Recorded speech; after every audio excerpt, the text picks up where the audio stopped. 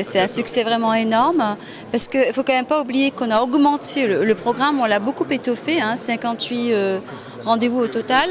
C'était vraiment absolument incroyable de voir tout ce public présent tout le temps à nous suivre et des salles qui ne désemplissent pas. Si bien que vous avez vu, on a dû un petit peu trouver des ajustements et c'est du bonheur. On n'est pas loin des 20 000 personnes.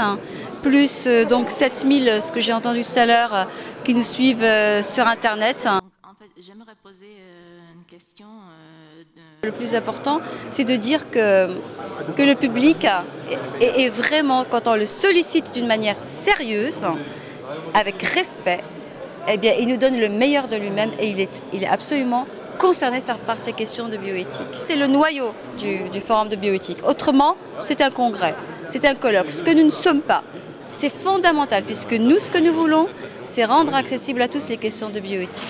Je veux savoir si on ne formait pas plus des consommateurs que des gens doués d'esprit critique et qu'ils deviennent plus seulement des robots, des consommateurs simplement.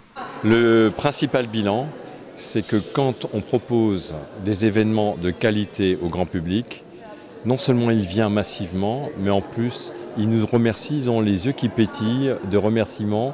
Et il y en a quelques-uns qui m'ont dit on repart plus intelligent qu'on est venu.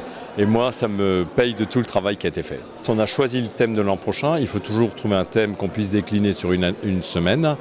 Ce sera l'argent et la santé.